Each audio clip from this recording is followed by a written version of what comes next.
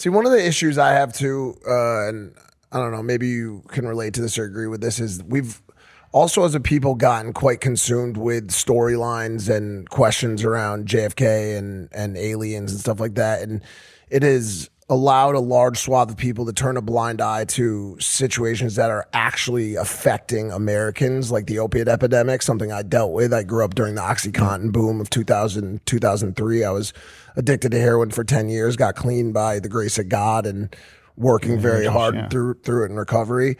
What do you see as a potential solution for this opiate epidemic and for, you know, the mental illness issue that we deal with in America? Yeah, well, mental health was really big.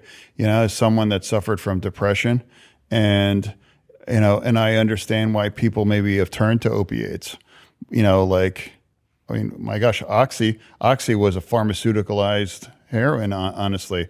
And if anyone's been in real physical pain, you would do anything to remove yourself from that. Or when I was in the throes of depression, I started to have the conversation with myself to end my life, and that's, thank you. I'll have the opportunity. And I beg people listening, if you listening to this has an issue with depression, I beg people, if you don't do something, you will eventually end up with a conversation with yourself, and depression will figure out to think that the right thing is to just take yourself out of that game.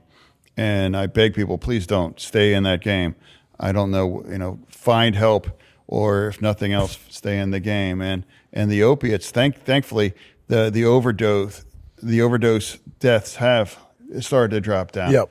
And something that I happen to agree also with the Republican side is secure our border where some of these drugs are coming from, and holding some of these countries accountable that are importing these kinds of poison, and putting the people appropriately that are selling it with the appropriate kinds of penalty now too, and to provide the resources that are necessary to help people.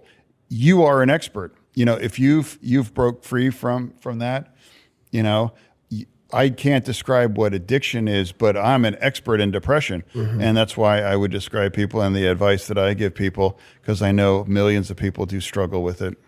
Especially, you represent, Pennsylvania, a state that absolutely decimated by the opiate epidemic. It was you guys, I remember Pennsylvania being one of the hardest hit states. And I think one of the issues that people have is, they don't really know what to do. They don't know where to go. They don't know who to talk to. If they do want to get into a rehab or get into a mental health facility, they can't, because there's not enough rooms. There's not enough doctors. Insurance doesn't cover it. I see the messages every single day. I see 10, 20, 50 messages a day.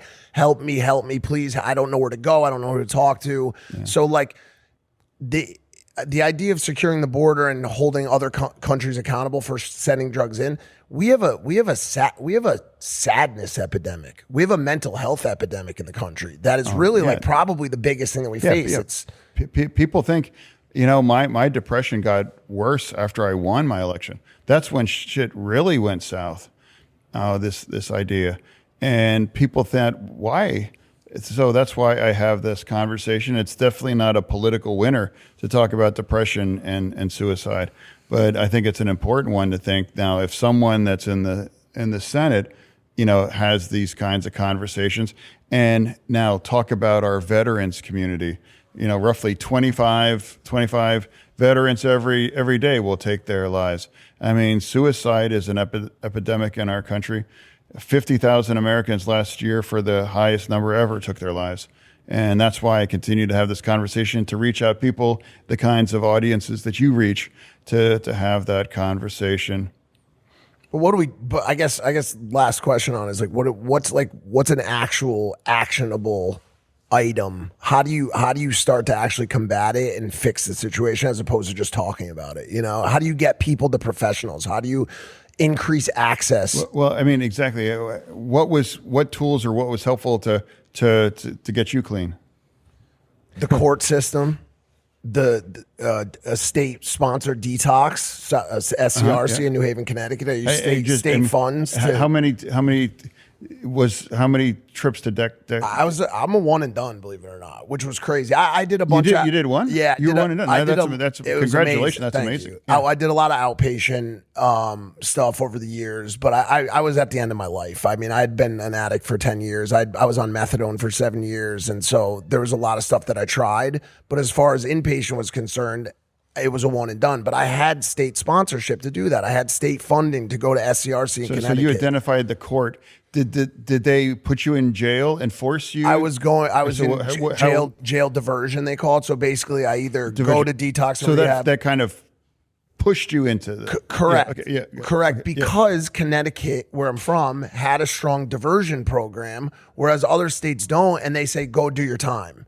And you end up with this incarceration cycle that you're obviously familiar with that doesn't help anyone. It cycles people back out into the real world with no rehabilitation tactics, no coping mechanisms whatsoever.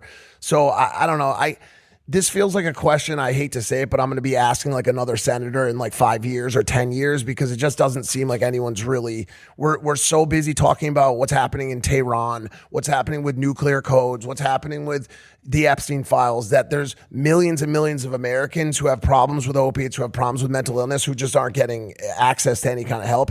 It's it's actually like really frustrating. It is. And, and you see more and more people taking their lives, people people dying of overdoses, and to me, those are the Americans that need to be taken care of, not the hyper elites and trying to figure out how to improve relationships with Israel. I don't know. That's where we were promised America first by this current administration. It still just doesn't feel like we're getting any closer to that. Mm-hmm. So is it more of like a buyer's remorse kind of a thing? I didn't buy. So I didn't buy it. So like I'm seeing remorse on the faces of a lot of people because it doesn't seem like a lot of the promises that were made for America First are coming true. Well, I mean, gas prices are up, grocery prices are up. We're at war. We don't have the Epstein files. There's a lot of things that are continuing to go wrong. But I'm not saying they would have gone any better if there was a Democratic, presidency.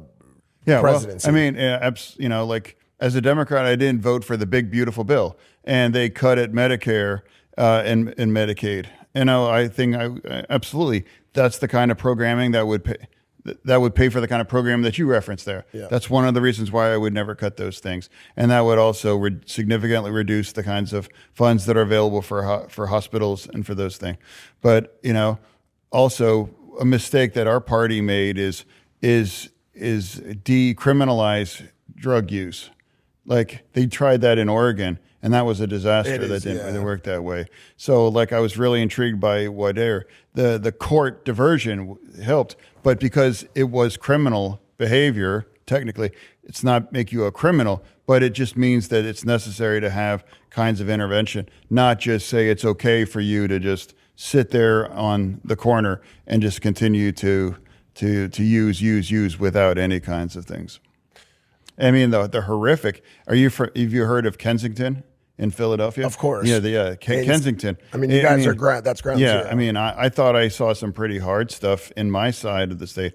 Walk around in Kensington and you see the kind of thing, and absolutely. And I will say that Mayor Parker, she has been willing to kind of do something about Kensington too. That's ground zero on kinds of how toxic and awful things have got in the addictions. Hey there, Impulsive viewer. If you like that clip, check out another one just somewhere around this video screen.